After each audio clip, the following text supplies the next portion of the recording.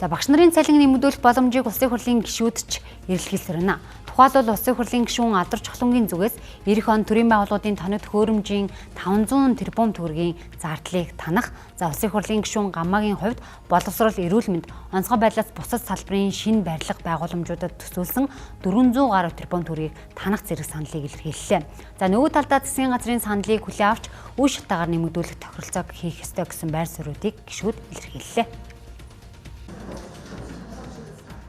Ажил хаялт сунжирч эмч багш нараар тогтохгүй хүрээгээ тэлхэн нийгэмд олон хүндрэлийг дагуулна. Хамгийн том бэрхшээл бол ковидын үеийн хичээлийн хоцрогдлыг арай ядан нөхөж байгаа боловсролын салбарт бүтэн үеийнхний чанарын асуудал ирээдүйд хөндөгдөн гэсэн үг. Иймээс ч нин даруй тохиролцоонд хүрч ажил хаялтыг зогсоох шаардлагатай байна. За үндсэндээ багш нартай тохиролцоонд хүрэхгүй бол ажил хаялтаас хамгийн их хохирох төлөөлөл нь Монголын ирээдүй болсон хүүхдүүд л байна. За засгийн газраас 20% нэмэгдүүлэх, багш нарын зүгээс 100% нэмэх гэсэн хоёр саналын дунд гацчаад байгаа хилцээрийг амжилттай болгохын тулд улсын их хурлын гишүүд ямар саналуудыг илэрхийлж байгааг тодорхойллоо.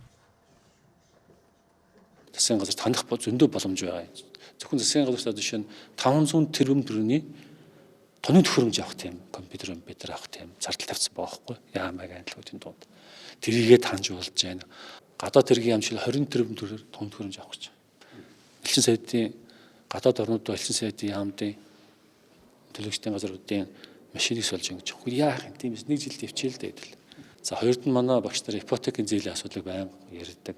Зааш квотлж оруулах хэрэгтэй байна. Тэгээ яг техник эдийн засгийн үндэслэл байхгүй хоёр төслийг яг сонгож авсан байгаа. Тэр нь нэг 2.7 тэрбум. Ер нь бол нэг их тийм өндөр дүнтэй бол биш юм л да. Гэтэл бид нар хэрвээ төлөвлөгөө гэж гаргаж байгаа бол төлөвлөгөөндөө нийцсэн ажлуудыг оруулах хэрэгтэй. Зөвхөн төсвийнхаар баригдаж байгаа байшин барилгуудыг нэг ингээд түүж байгаа юм л да. Ингээд түүгээд бичгээр зэрэг 421 орчим тэрбум төгрөг илүү гарч байгаа. Тэр нь өшөө тэгээд бид нар сургуулийн барилгыг танахгүй, цэцэрлэгийн танахгүй, онцгой объектуудыг танахгүй, зөвхөн бусад барилга байшингуудыг шинээр баригдахаас нь л хасж байгаа шүү. Тэгээд тэр нь зөвхөн төсвийн те. Эндээсээ одоо мөнгөний бас их үүсвэр гарч ийн ийшээгээ багш нарын мөнгийг нэмэхтэр оруулах боломжтой байна гэж үзэж байгаа. Би бол одоо бодвол явал энийг одоо яаж боломжоор нэмэх үе шаттай л нэмэх баг. Түүнээс 3.5 саяд бид нар одоо шууд болгох юм бол нэг тооцоо байсан шүү. 6 их найт гэдэг байна. Одоо ямар нэгэн хөнгөлөлтөө зээлүүд за тэгээд татаасууд зайлшгүй хөрөнгө оруулах шаардлагатай биш одоо чинь спорт залууд ч гэдэг юм уу энэ дүнгуудыг бол нийлүүлээд 1.2 их найт төгрөг байгаа. 1.2 их найдын 600 тэрбум нь өөрөө шинэ оршоо хөтөлбөр байгаа. Би та бүхэнд бас хэлсэн. Сонгуулийн өмнө гарч ирсэн. Энэтэй холбоотой эргэн төлөлтөнд байхгүй ийм зээл дээр бид нар ахин мөнгө тавих шаардлага байна уу?